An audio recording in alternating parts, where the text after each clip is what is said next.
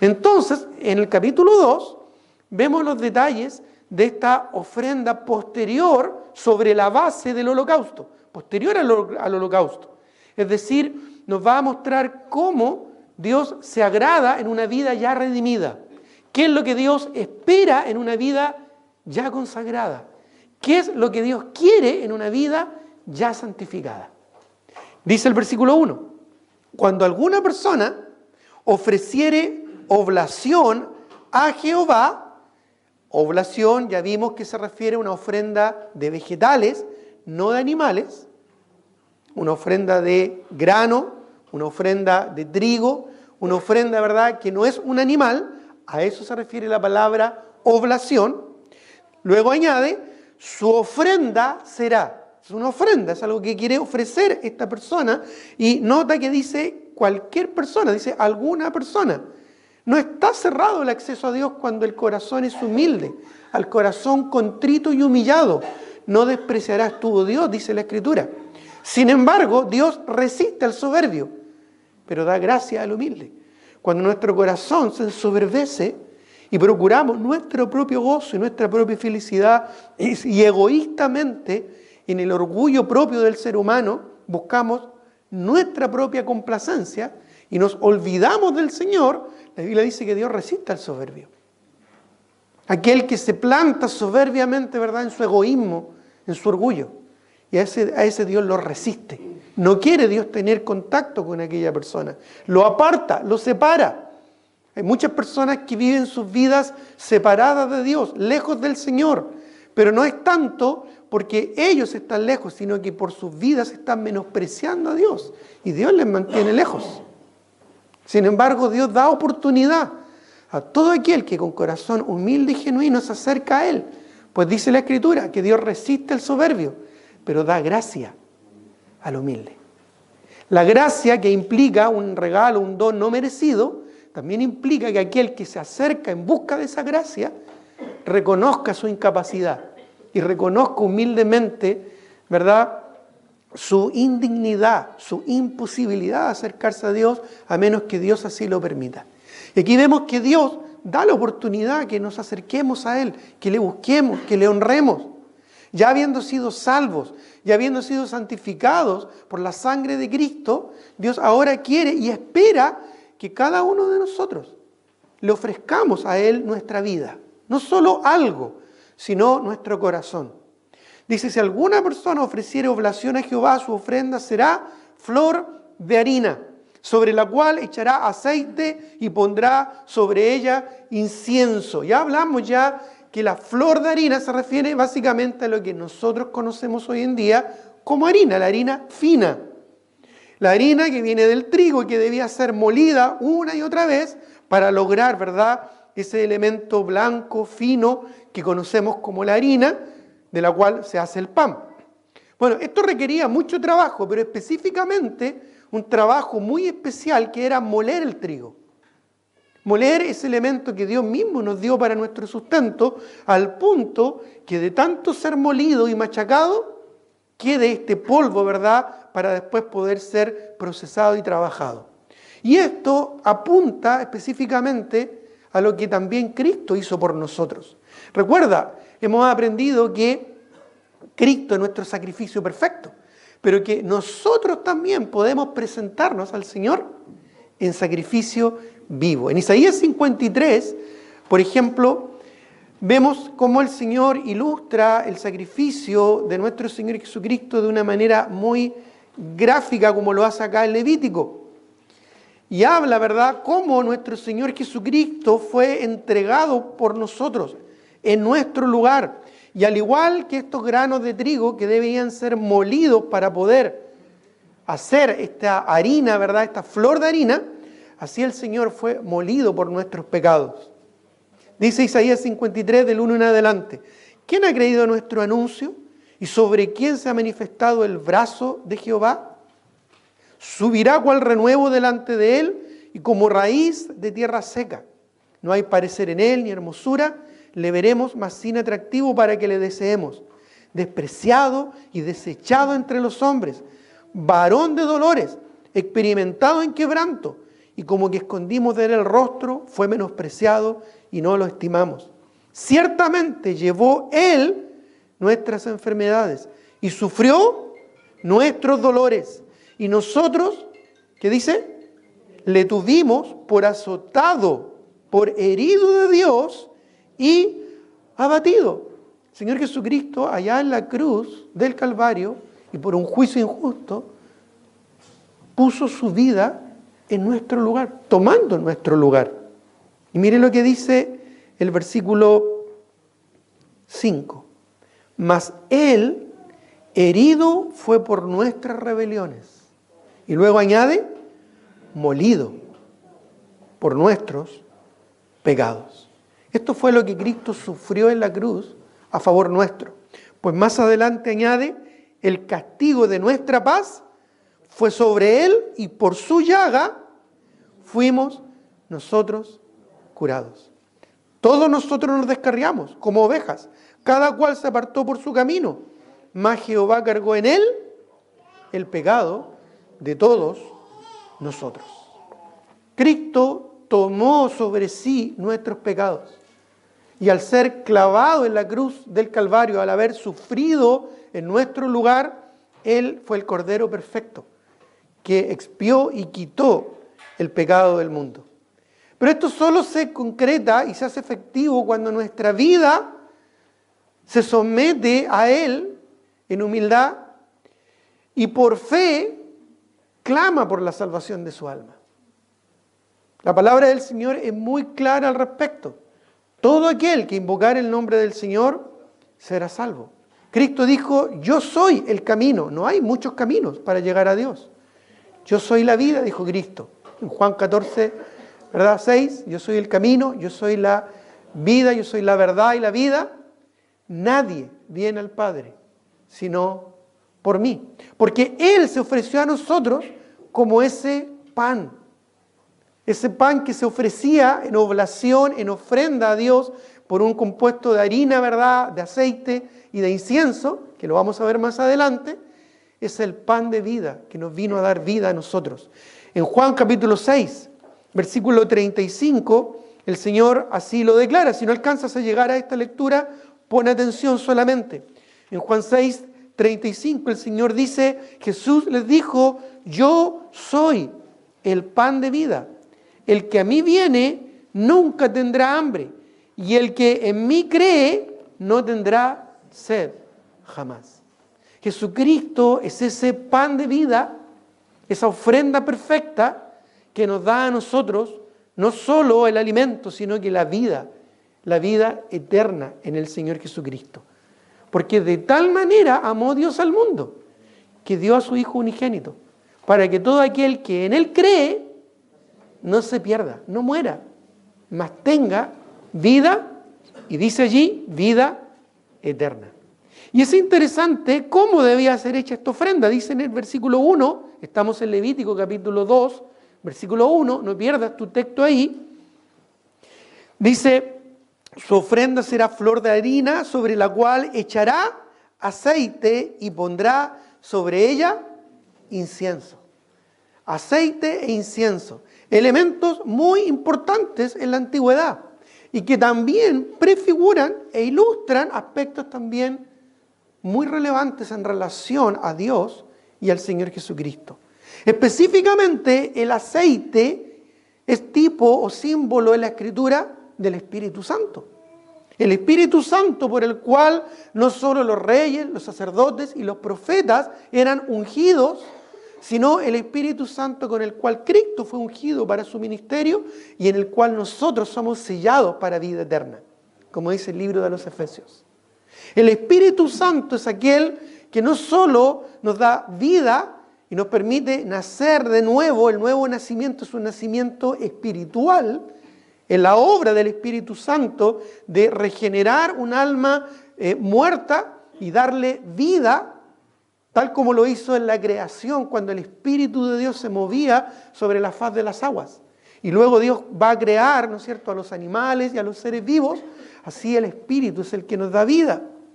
El Espíritu Santo es tipo, es símbolo de la Biblia, o sea, el aceite, perdón, es tipo, es símbolo del Espíritu Santo. Ese aceite que era, ¿no es cierto?, extraído del olivo principalmente en tiempos antiguos y que representa, ¿verdad?, la restauración espiritual. Qué interesante los símbolos, ¿no es cierto?, las analogías que encontramos en la Escritura. Y es porque Dios es un Dios pedagógico. Él quiso revelarse a nosotros de una manera muy pedagógica, para que nosotros pudiéramos entender lo desconocido a través de lo natural, a través de lo conocido. Y es interesante que es sobre la harina que es depositado, ¿verdad?, este espíritu. Miren lo que dice en Isaías capítulo 61, a propósito de esta relación entre la harina, entre el aceite, ¿verdad?, para formar este tipo de masa. En Isaías capítulo 61. ¿Recuerdan lo que dijo Cristo en cuanto a que Él era el pan de vida? Ya, mira, interesante, en Isaías 61, 1 y 2, habla de cómo el Espíritu Santo vino sobre Cristo para desarrollar su ministerio. Dice el versículo 1 del capítulo 61, el Espíritu de Jehová el Señor está sobre mí. Interesante, está sobre mí, de la misma manera que el aceite era puesto sobre, ¿verdad?, la flor de harina. ¿Por qué? Me ungió Jehová. Me ha enviado a predicar buenas nuevas a los abatidos, a vendar a los quebrantados de corazón y a publicar libertad a los cautivos y a los presos, apertura de la cárcel. Este mismo pasaje en Mateo capítulo 11 el Señor lo citó refiriéndose a sí mismo, ahí en Capernaum. Interesante.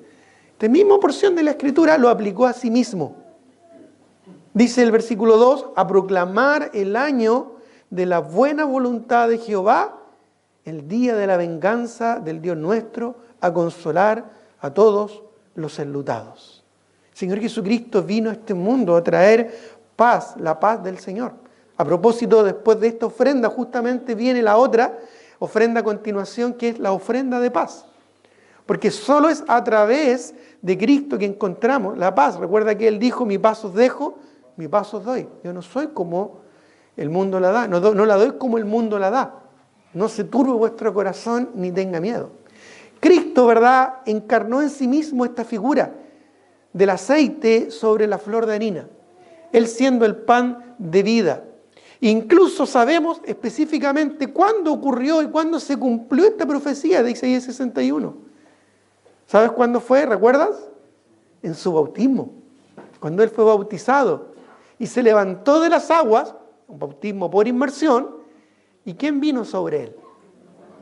El Espíritu Santo en forma de paloma. Y ahí Él comienza su ministerio terrenal. Interesante, ¿verdad? Cómo cada aspecto, cada detalle tiene una analogía tremendamente significativa.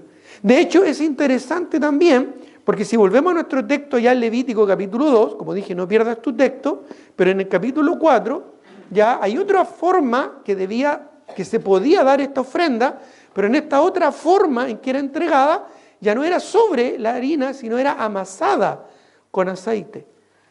Ya en el versículo 4, por ejemplo, de Levítico capítulo 2, dice, cuando ofrecieres ofrenda cocida en el horno, porque la primera forma de presentar la ofrenda era tomar un puñado de esta harina con aceite e incienso y ser lanzado ahí al altar, ¿no es cierto?, del fuego para ser quemada.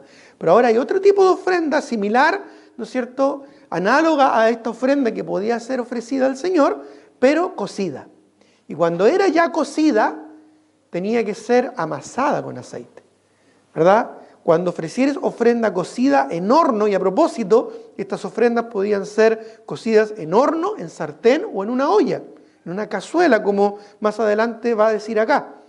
Dice, cuando ofrecieres ofrenda cocida en horno, será de tortas de flor de harina sin levadura, amasadas con aceite, y hojaldres sin levadura, untadas con aceite. Es interesante esto, porque los hojaldres era lo que podían comer los sacerdotes. Y esto se refiere, cuando una persona es ofrecida al Señor, es amasada. Y tiene que ver esto con la morada del Espíritu. Y luego Él, ¿no es cierto?, cuando se derrama el aceite, la unción sobre los hojaldres, tiene que ver con el servicio. Un servicio espiritual, consagrado, dedicado al Señor. Cada aspecto que he mencionado en Levítico tiene una analogía perfecta, no solo con Cristo, sino también con nuestra vida en Cristo. Y esto, hermano, no es casual. Dios quiere que escudriñemos la Escritura, no solo que la leamos, no solo que pasemos por ella. Dios quiere que entendamos, que comparemos Escritura con Escritura, que acomodemos lo espiritual a lo espiritual para hacer carne la palabra de Dios en nosotros. Muchos creyentes hoy en día toman la palabra de Dios como información, pero no como una forma de vivir sus vidas para el Señor. Muchos creyentes saben mucho de la Biblia. Muchos cristianos, yo conozco creyentes que saben muchísimo de la Escritura. Pero la pregunta es, ¿cuánto de eso que sabemos lo vivimos? Y ahí está donde, ¿no es cierto?, pensamos en la reflexión que hicimos en un comienzo. Pero sed hacedores de la palabra y no tan solamente oidores. Y esto se manifiesta en obras, ¿verdad? Muéstrame tu fe sin tus obras y yo te mostraré mi fe, dice el libro de Santiago, por mis obras. Todo esto era presentado, ¿verdad?, al Señor con incienso. Interesante, ¿verdad? ¿Qué es lo que era el incienso? Era una manera de adorar, era una forma de exaltar a Dios. Y el incienso en la Escritura tiene que ver con la oración. Tiene que ver con la oración. Y esto, según el versículo, ¿verdad?, 2 y 3 de Levítico capítulo 2, que dice, y traerá a los sacerdotes, hijos de Aarón, y de ello tomará el sacerdote su puño lleno de la flor de la harina y del aceite con todo el incienso y lo hará arder sobre el altar. Esta era la primera forma en que se entregaba esta ofrenda, haciéndola arder sobre el altar. Para memorial, y dice, ofrenda encendida es, y luego añade, de olor grato a Jehová. Qué bueno es que Dios nos enseñe cómo agradarle, cómo le podemos agradar a Él.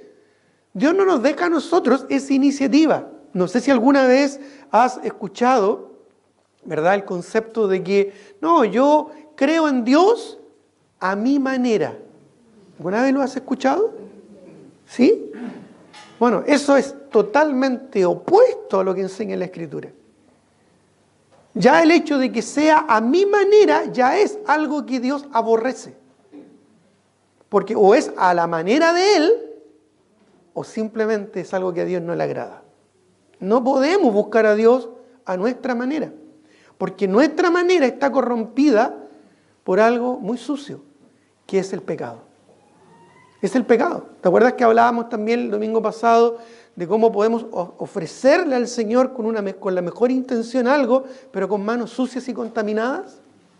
De la misma manera, si nosotros no obedecemos al Señor, porque es importante entender esto, el Señor no pide que seamos perfectos, el Señor pide que seamos obedientes, porque ninguno de los que estamos acá jamás vamos a llegar a la perfección hasta que estemos en la presencia del Señor.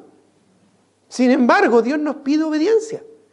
Dios pide que confesemos nuestros pecados y Él es fiel y justo para perdonar nuestros pecados y limpiarnos de toda maldad. Dios nos pide humildad, Dios nos pide quebranto del corazón, pero sobre todo Dios nos pide consagración. Sacrificio vivo, santo, acepto, agradable a Dios, que es nuestro culto racional.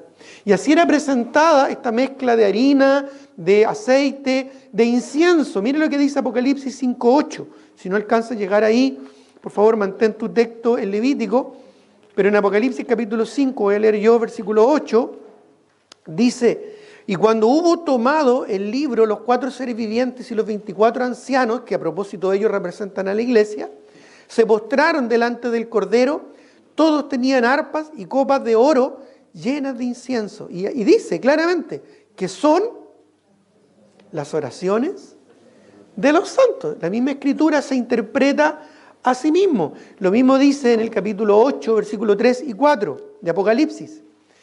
Otra vez el ángel, dice, otro ángel, vino entonces y se postró ante el altar con un incensario de oro y se le dio mucho incienso para añadirlo a las oraciones de todos los santos. Sobre el altar de oro que estaba puesto delante del trono.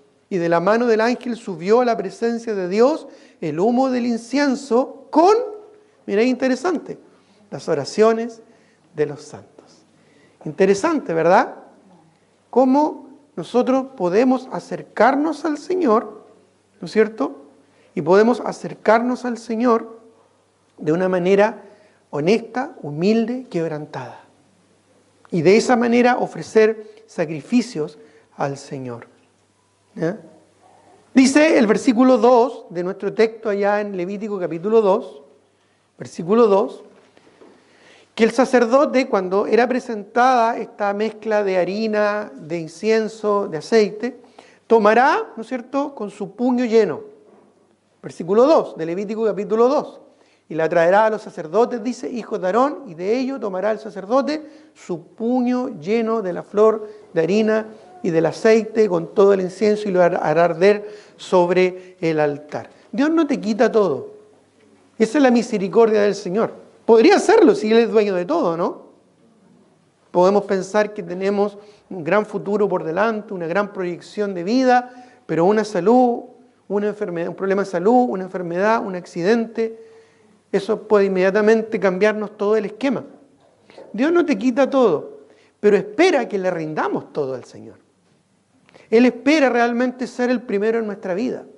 Por eso es que el Señor nos enseña, allá en el Sermón del Monte, busca primero y su justicia y todo lo demás os será añadido. Pero le estamos dando lo primero al Señor. Le estamos dando, ¿verdad?, nuestro mejor esfuerzo, nuestra mejor dedicación. Le estamos dando, ¿verdad?, lo más preciado y valioso en nuestra vida, nuestros hijos, nuestros recursos, nuestro propio esfuerzo y aún nuestra propia vida.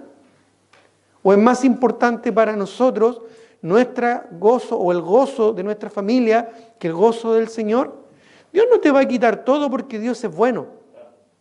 Dios no te va a quitar todo porque Él también tiene un plan para nuestras vidas. Dios espera que le rindamos todo. Él toma lo que Él quiere para su gloria. Igual que el sacerdote tomaba, ¿no es cierto?, un puñado de lo que era consagrado, de lo que era dedicado al Señor.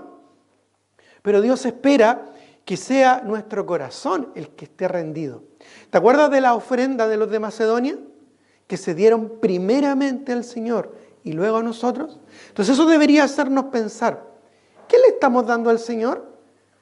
¿Le estamos dando una capacidad musical? ¿Le estamos dando una capacidad de enseñanza? ¿Le estamos dando una capacidad de arreglo físico? ¿Le estamos dando una capacidad intelectual? ¿Le estamos dando una capacidad, ¿no es cierto?, de tiempo? ¿Le estamos dando una ofrenda? ¿Le estamos dando recursos? ¿Le estamos dando tiempo? ¿Qué le estamos dando al Señor? Pero tenemos que pensar de qué forma se lo estamos dando. Si realmente lo estamos haciendo dándole a Él la prioridad. Si realmente lo estamos haciendo con un corazón genuino y abierto, esperando que Él tome lo que Él quiera. Porque a veces, en nuestro egoísmo, le damos al Señor ¿qué? Lo que nos sobra o lo que nosotros queremos darle al Señor. Lo que nos es más cómodo. Yo le doy al Señor mi tiempo para un servicio cualquiera que éste sea, para un ministerio cualquiera que éste sea.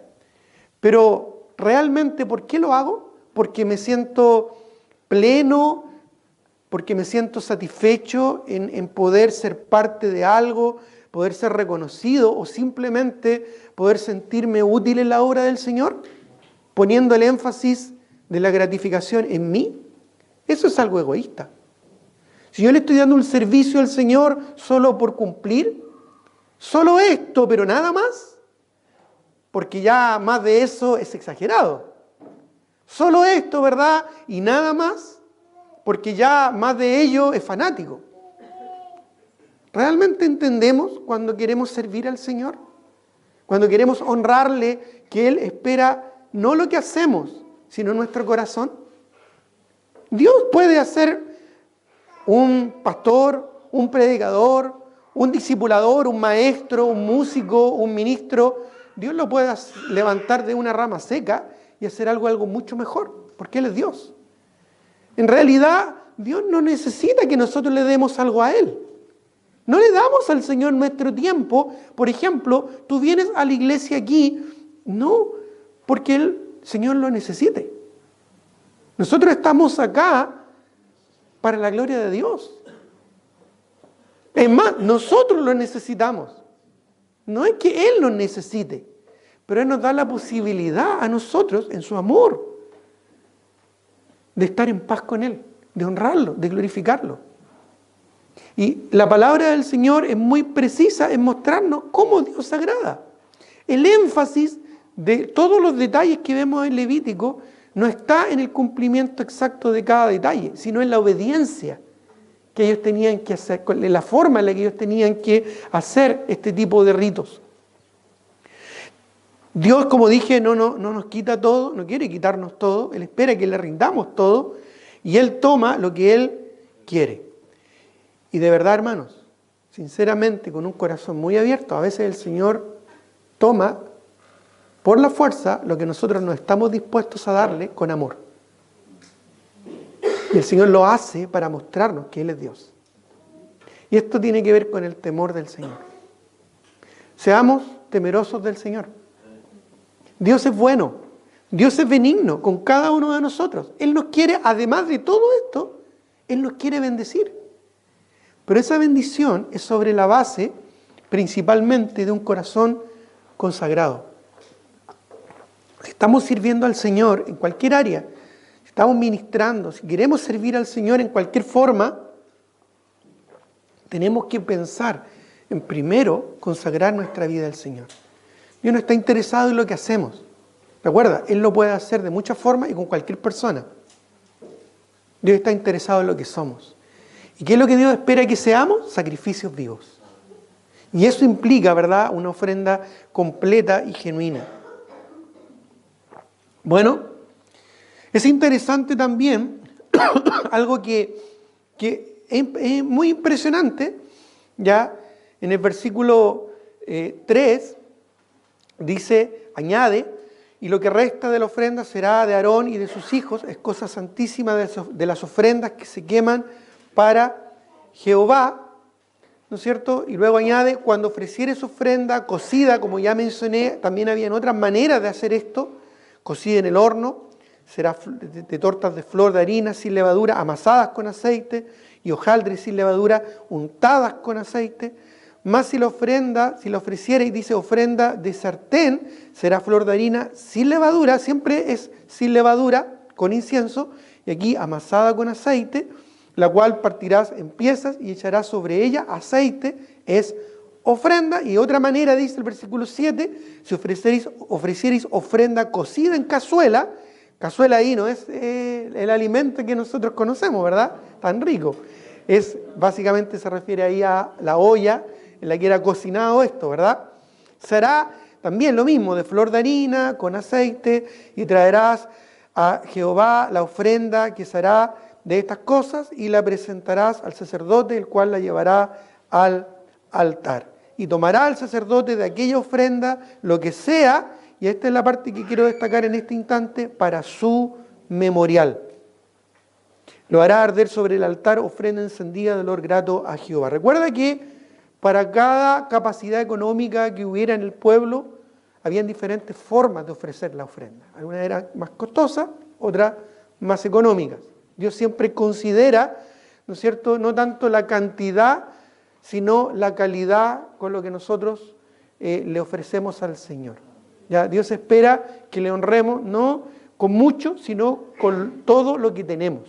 Sea mucho o sea poco, con todo lo que tenemos. Recordamos siempre la ofrenda de la viuda, ¿no es cierto?, que estaba ofrendando ahí en el altar en los tiempos del Señor Jesucristo, en el templo, ¿verdad? Y cómo el Señor Jesucristo la honró. ¿Por qué? Porque muchos de los que estaban ahí ofrendaban mucha cantidad de dinero, mucho dinero. Pero dice Jesús, conociendo sus corazones, que ellos ofrendaban de lo que les sobraba. Pero honró y destacó a esta viuda pobre. ¿Por qué? Porque con lo que tenía, con lo poco que tenía, eran 2 blancas, algo muy poco en aquellos días, ella ofrendó todo lo que tenía. Y Dios la honró por eso. ¿Te fijas? Entonces, Dios da múltiples formas en que podemos honrarlo. Pero en esas múltiples formas siempre hay un común denominador. El componente sacrificial de consagración al Señor. Y Dios toma esto como un memorial. Y esto es importante, porque Dios es el creador del cielo y de la tierra. Y Él tiene memoria de nosotros. ¿Ya? Como la ofrenda que encontramos en el Nuevo Testamento de otra mujer, en Mateo capítulo 26, En Mateo capítulo 26 vemos a otra mujer que Dios en su ministerio destacó mucho a las mujeres, ya que en su tiempo eran muy menospreciadas. Y el Señor las honró, como la viuda, o en este caso, como María, que era la hermana de Lázaro, era de Betania ella, era una familia amiga del Señor, y esta mujer hizo algo muy similar a lo que vemos acá, pero lo hizo personalmente con el Señor Jesucristo.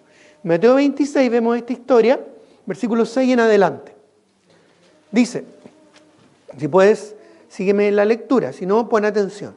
Y estando Jesús en Betania, en casa de Simón el leproso, vino a él una mujer con un vaso de alabastro, de perfume de gran precio, y lo derramó sobre la cabeza de él, estando sentado a la mesa. Este perfume, el alabastro era el lugar donde se almacenaba este perfume, algo muy valioso, y un perfume que normalmente era muy similar a lo que era el incienso, solo que líquido, o la mirra, ¿ya? Y que era reservado para honrar muchas veces en la muerte o, ¿no es cierto?, a Dios. Y esta mujer, esta muchacha, ¿verdad?, va a buscar al Señor en un lugar muy interesante, porque era la casa de un leproso, probablemente un lugar donde no quisieras estar. Sin embargo, esta mujer llega ahí para adorar a su Señor. ¿Y cómo lo hace? De una manera sacrificial. Dice, lo derrama sobre su cabeza, se estado sentando él a la mesa. Al ver esto, los discípulos se enojaron con ella, diciendo, ¿para qué este desperdicio? Porque estamos hablando de algo muy costoso. Ya en aquellos días probablemente no había tanta posibilidad de tener tanto recurso, ¿no es cierto?, en cosas tan valiosas, y derramarlo así, se preguntaban sus discípulos. Pero esto, dice, porque esto podría haber sido vendido, dice el versículo 9, a gran precio y haberse dado a los pobres. Y entendiéndolo Jesús les dijo, ¿por qué molestáis a esta mujer? Pues ha hecho conmigo una buena obra. Una buena obra. La ofrenda de oblación, ¿te acuerdas qué lo representaba? Lo que representaba las buenas obras. Después del holocausto, después del sacrificio, después de una vida redimida, ¿verdad? Luego viene una vida de buenas obras. Recuerda, no somos salvos por buenas obras, pero sí somos salvos para andar en buenas obras, como dice Dios en su palabra, las cuales Dios preparó de antemano para que anduviésemos en ellas. Entonces el Señor quiere destacar esto. Y luego añade, versículo 11, porque siempre tendréis pobres con vosotros, pero a mí no siempre me tendréis. Porque al derramar este perfume sobre mi cuerpo, lo ha hecho a fin de prepararme para la sepultura. Cristo ya estaba anticipándose a su sacrificio expiatorio en la cruz. De cierto, dice el versículo 13, de cierto os digo, que donde quiera que se predique este evangelio en todo el mundo, también se contará lo que ésta ha hecho. ¿Para qué? Para memoria de ella. O sea, Dios tiene recuerdo de cada cosa que hacemos para Él, cuando es hecha en el Espíritu. Dios no es injusto para olvidar nuestro trabajo y nuestro servicio de amor, habiendo servido a los santos, dice la Escritura, y sirviéndoles aún, dice el libro de Hebreos. Cada cosa que nosotros hacemos con un corazón quebrantado, consagrado en honor al Señor, Dios lo recuerda con cariño. Y esto es maravilloso. Cada sacrificio que hacemos con un corazón realmente consagrado es para la gloria del Señor, y Dios se acuerda de aquello. Y esto es algo increíble, hermanos. Y esto es algo que debería hacernos temer, porque cada vez que hacemos algo del Señor, ¿lo hacemos con un corazón quebrantado? ¿O lo hacemos por cumplir? ¿O lo hacemos a la ligera? ¿O lo hacemos hasta ahí nomás? Para mantenernos siempre en nuestra zona de comodidad y de confort. ¿O lo hacemos, verdad, de una manera justa y precisa, sin entregar más de lo que se nos pide? ¿Qué estamos haciendo por el Señor? No le estamos haciendo ningún favor. Cada cosa que hacemos por el Señor es una ofrenda consagrada a Dios. Esta mujer no solo derramó, quebró el contenedor donde estaba este perfume para derramarlo completo sobre el cuerpo de nuestro Señor Jesucristo, entregando todo. Quizás mucho valor, mucho precio, pero lo entregó todo. Igual que la viuda, que con poca cantidad lo entregó todo. De estos sacrificios sagrados del Señor. Cuando realmente nuestro corazón está rendido, no solo lo que hacemos, sino cuando Él ve el corazón, de un alma consagrada. No busquen estos versículos, pero en Proverbios 15:8 dice: el sacrificio de los impíos es abominación a Jehová, mas la oración de los rectos es su gozo. Habían sacrificios, habían ofrendas que eran abominación al Señor, porque no eran hechas con un corazón quebrantado, no eran hechas con un corazón rendido. Y eso Dios le consideraba abominación al Señor. Pero la oración de los justos le agrada. Cuando vamos al Señor, primero tenemos que hacerlo sobre la base del holocausto, del sacrificio de Cristo. Y una vez que hemos resuelto el perdón de nuestros pecados y la santificación en Cristo Jesús, la justificación por su gracia y por su justicia, entonces podemos nosotros ir a Dios para agradarle. Proverbios 28:9, voy a leerlo yo, dice: el que aparta su oído para no oír la ley o la palabra de Dios, su oración también es abominable. Miren lo que dice: el que aparta su oído para no oír la ley. Hermano, oímos la ley, estudiamos la palabra, ¿para qué? Para obedecerla, no para llenarnos de conocimiento. Lo vimos en el libro de Santiago, ¿ya? No ser oidores olvidadizos, sino hacedores de la palabra, no para que nos entre por aquí, y como dice el dicho, y nos salga por acá, sino para entenderla como cantábamos, conocer tu voluntad y hacerla, y así agradarte más, ¿verdad? Pero si nosotros, que conocemos la Escritura, no la estamos viviendo con un corazón quebrantado, ¿qué dice la Escritura? Su oración también es abominable. Mira qué fuerte lo que nos dice el Señor. ¿Estamos realmente sirviéndole con un corazón quebrantado? Nuestro servicio al Señor, nuestro ministerio en la obra del Señor, ¿es con un corazón quebrantado? ¿Realmente afecta nuestra vida en lo espiritual? ¿Somos más maduros y más consagrados?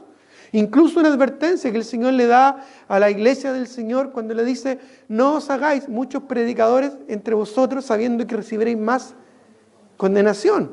Y esto es porque, bajo el principio que mismo el Señor Jesucristo lo estableció: al que mucho le ha sido dado, mucho también se le pedirá. Somos más responsables cuando se nos da más responsabilidad, ¿o no? Al que mucho se le da. Y una pregunta honesta: ¿cuánto te ha dado el Señor? ¿Cuánto nos da el Señor? Somos una iglesia bíblica. Muchas veces nos jactamos de tener sana doctrina y sana enseñanza. ¿No es una bendición? Pero ¿estamos siendo consecuentes con esa bendición?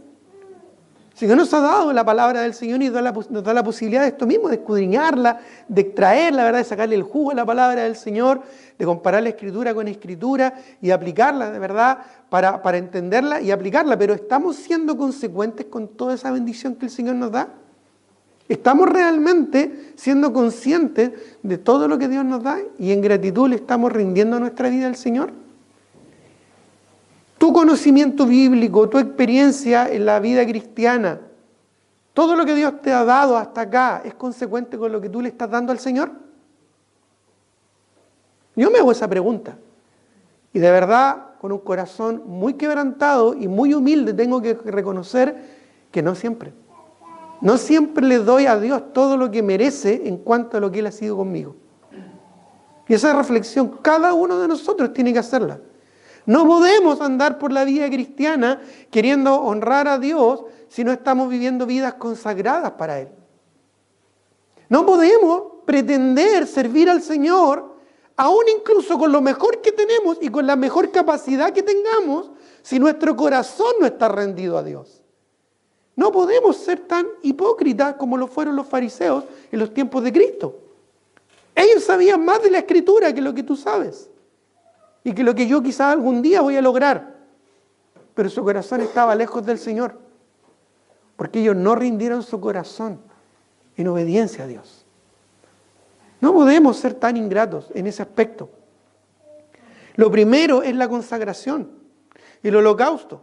Y luego viene la ofrenda de las obras, llenas del Espíritu Santo y de oración, simbolizada por el aceite y por el incienso. El resto es para nuestro sustento, para el sustento de los sacerdotes, como decía acá. como dice Juan, o sea, Mateo 6:33, ¿no es cierto? Buscad primeramente el reino de Dios y su justicia, y todas las demás cosas os serán añadidas, ¿verdad?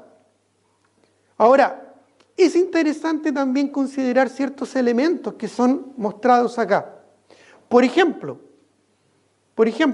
en el versículo 4 en adelante de nuestro texto, ya volviendo a Levítico capítulo 2, dice: cuando ofreciereis ofrenda cocida en horno, será de tortas de flor de harina sin levadura, amasadas con aceite y hojaldre sin levadura, untadas con sal.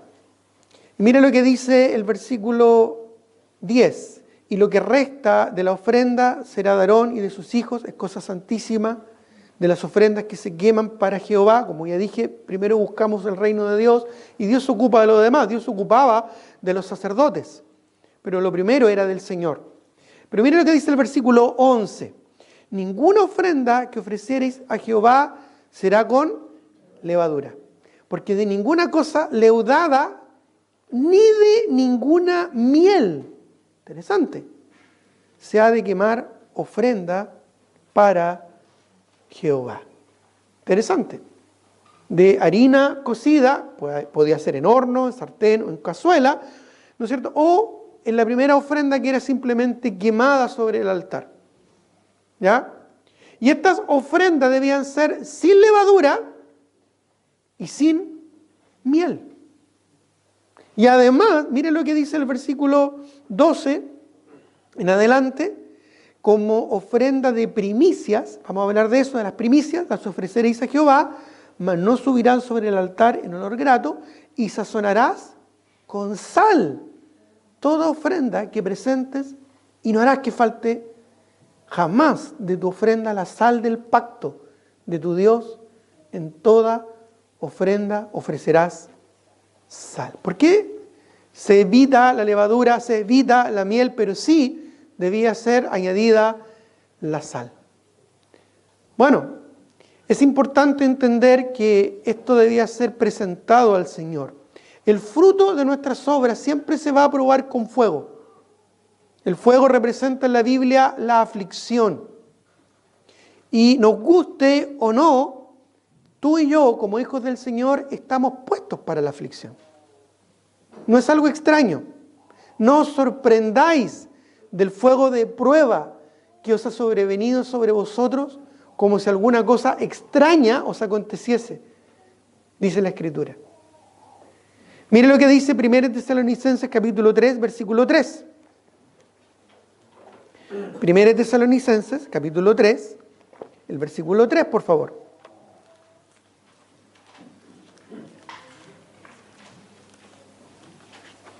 Primera Tesalonicenses, capítulo 3, versículo 3 dice: a fin de que nadie se inquiete por estas tribulaciones.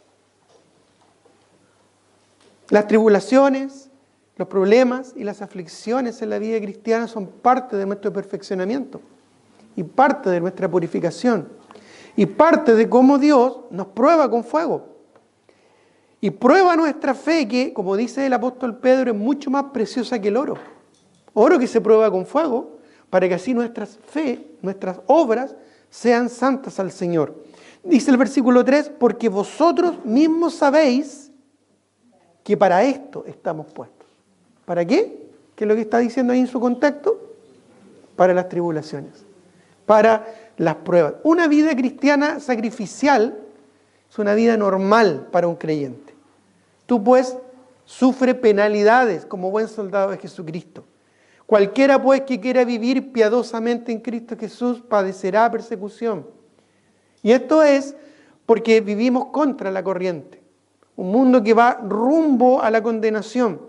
Estamos puestos para ser probados como nuestro Señor Jesucristo fue probado. En Hebreos capítulo 5, estamos ahí cerca, en Hebreos capítulo 5, versículo 8, Hebreos capítulo 5, si no alcanza la lectura, por favor, solo pon atención. El versículo 8 dice: y aunque era hijo, por lo que padeció, aprendió obediencia. Él se sujetó a ser obediente a su Padre Celestial para darnos ejemplo y seguir así sus pisadas. El padecimiento nos perfecciona por medio de la obediencia. El oro no se hace en el fuego, sino que se revela en el fuego, se purifica en el fuego. De la misma manera, Dios nos va a probar y lo va a hacer por medio de la obediencia. La obediencia es cuando entendemos que algo tenemos que hacer con nuestra vida o en nuestra vida y no necesariamente nos gusta. Porque si no, lo hacemos por placer, no por obediencia. Cuando entendemos que tenemos que ser más comprometidos, cuando entendemos que tenemos que ser más responsables, cuando entendemos que tenemos que ser más consagrados y lo hacemos, estamos poniendo en práctica la obediencia. Esto se traduce en que si sé que tengo que congregarme, me congrego y no busco excusas. Si tengo que llegar temprano, llego temprano y no busco excusas. Si tengo que cumplir con mi servicio al Señor, lo hago con excelencia y no busco excusas. Si tengo que hacer un ministerio para la gloria del Señor, lo hago con excelencia y no así a la ligera. Porque la obediencia implica la prueba de nuestra fe. La obediencia no siempre va acompañada del sentir. He escuchado a personas decir, no, hay cosas que no hago porque no lo siento. ¿Ya? Y buscan en el sentir la honestidad. Bueno, en muchos casos eso simplemente sería irresponsabilidad. Quizás tú no sientas levantarte temprano el lunes para ir al trabajo, pero ¿por qué lo haces? ¿Porque eres un hipócrita o porque eres un responsable? Porque hay una responsabilidad que cumplir. De la misma manera, la obediencia es cuando hacemos algo al Señor, aunque nos cueste, aunque nos duela, aunque nos complique. Pero ¿cuánto se complicó el Señor por nosotros? ¿Cuánto nosotros nos complicamos para hacer las cosas del Señor? Buscamos siempre la comodidad, siempre estamos distraídos pensando, ¿verdad?, cómo acomodar las cosas para nuestro bien y no realmente para el sacrificio que el Señor espera de nosotros. Somos santos porque Dios nos apartó y nos dedicó para Él. Y el Señor nos pide que nos mantengamos lejos de aquellas cosas que nos contaminan. Aquí en el texto vimos una de aquellas cosas como la levadura. ¿Qué es lo que representa la levadura en la Escritura? Bueno, la levadura representa el pecado y la falsa doctrina. Miren lo que dice 1 Corintios 8:1. 1 Corintios capítulo 8, versículo 1. Dice, en cuanto a los sacrificados a los ídolos, sabemos que todos tenemos conocimiento. El conocimiento envanece, pero el amor edifica. Muchas veces lo que conocemos de la Escritura envanece nuestro entendimiento, envanece nuestro corazón, envanece nuestros sentidos. Acompáñenme a la palabra del Señor ahí en 1 Corintios capítulo 5, versículos 6 al 8 ahora. 1 Corintios 5, 6 al 8. No es buena vuestra jactancia. La jactancia nunca es buena, el orgullo nunca es bueno. Enorgullecerse y envanecerse siempre es malo, porque dice, ¿no sabéis que un poco de levadura leuda toda la masa? Aquellos que saben de la cocina entienden que un poquitito de levadura, con el tiempo necesario, la temperatura necesaria, puede, ¿verdad?, levantar toda una masa. Limpiaos, dice versículo 7, pues de la vieja levadura, para que seáis nueva masa, sin levadura como sois, porque nuestra Pascua es Cristo, nuestra Pascua que es Cristo ya fue sacrificada por vosotros. Se refiere al holocausto, al sacrificio expiatorio de Cristo. Así que celebramos la fiesta no con la vieja levadura, ni con la levadura de malicia y de maldad, sino con panes sin levadura, esta ofrenda de oblación, de sinceridad y de verdad. Y luego habla de la fornicación, luego habla de distintos tipos de pecados, de idolatría, de ladrón, ¿verdad?, de diferentes tipos de pecados que son mencionados enlistados a continuación. Porque si hemos sido salvados por el sacrificio de Cristo en la cruz, si hemos pasado por el holocausto, luego debemos vivir vidas santas que le agraden al Señor, sin levadura. Cuidado de la levadura de los fariseos, les dijo el Señor Jesucristo a sus discípulos. Cuidado de la levadura de los fariseos y de Herodes, refiriéndose al orgullo, a la vanagloria y al pecado. Por eso, hermanos, es que tenemos que cuidarnos en vidas santas para el Señor. Gálatas capítulo 5, versículo 9, Gálatas capítulo 5, versículo 9, nos exhorta con respecto a este tema. Un poco de levadura, dice, leuda toda la masa. Puede ser amargura, puede ser rencor, resentimiento, puede ser orgullo, puede ser egoísmo, puede ser comodidad egoísta, puede ser simplemente irresponsabilidad. Un poco de levadura, dice la Escritura, leuda toda la masa. Somos santos porque Dios nos santificó en su sacrificio allá en el holocausto y nos dedicó para Él en ofrendas que sean de olor grato al Señor. Es interesante también que menciona que no debía haber ni levadura ni miel. Ahora, es interesante porque ¿qué también representa la miel? ¿Qué más representa la miel en la Escritura? La misma Biblia. La palabra de Dios, que es más dulce que la miel, dice Salmo 19, y que la que destila del panal. Bueno, el problema es que la miel también era usado para cocinar y para fermentar. Los azúcares que contiene la miel también pueden ser usados como un tipo de levadura. El tema aquí es que lo que ofrecemos a Dios debe ser siempre puro, sin añadidura ni corrupción o mezcla humana, porque se corrompe y ya no agrada al Señor. La Biblia, en la palabra, nos muestra, ¿verdad?, la Escritura es importante para nuestra vida y es más dulce que la miel y que la destila del panal. Pero el conocimiento bíblico también te puede envanecer, como vimos en 1 Corintios 8. El conocimiento bíblico también puede, literalmente, hinchar tu mente e hinchar tu corazón. Y no solo el conocimiento bíblico, sino el conocimiento de las cosas de este mundo, porque te las sabes y por la soberbia te puedes sentir seguro de ti mismo e hinchar tu mente e hinchar tu corazón. Y es interesante que la palabra del Señor puede ser bendición a tu vida o puede ser maldición a tu corazón si tu corazón no es humilde. El mismo sol que derrite el hielo endurece el barro. Y la palabra del Señor, que es palabra de Dios y poder de Dios, puede endurecer tu corazón si tu corazón se llena de orgullo. Eso le pasó a los fariseos. Por eso el Señor le dijo, cuídense de la levadura de los fariseos. Ellos llegaron a un conocimiento tal de la Escritura que ese conocimiento les trajo comodidad, seguridad, y esa seguridad les trajo orgullo. Cuidado con dejar que la palabra del Señor envanezca tu corazón. Yo conozco a muchos que se han envanecido por la palabra de Dios, incluso siervos del Señor, pastores, qué decir de estudiantes de la Escritura, de seminario, que se les llena la cabeza y el corazón de orgullo. Con un poco de conocimiento, un poco de miel, su corazón se envanece.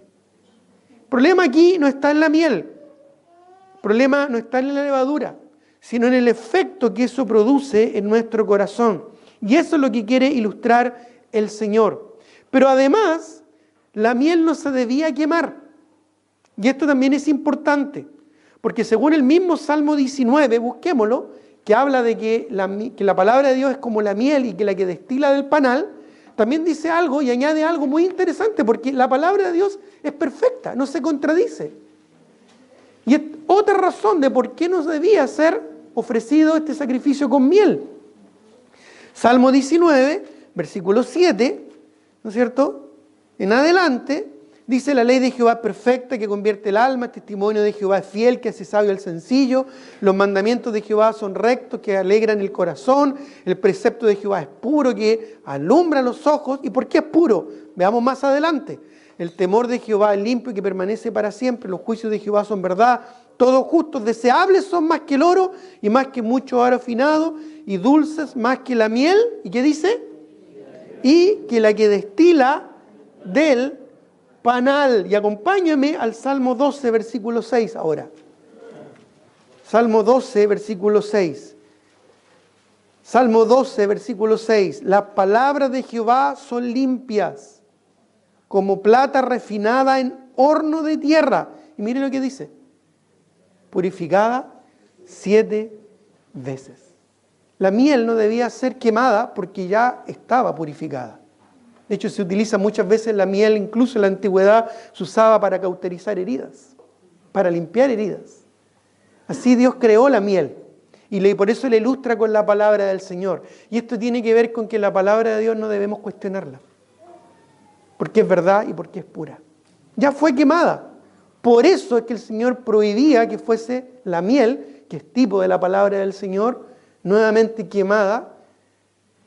No solo porque podía envanecer el corazón de un hombre simple, de un hombre orgulloso, sino también porque no debía ser cuestionada.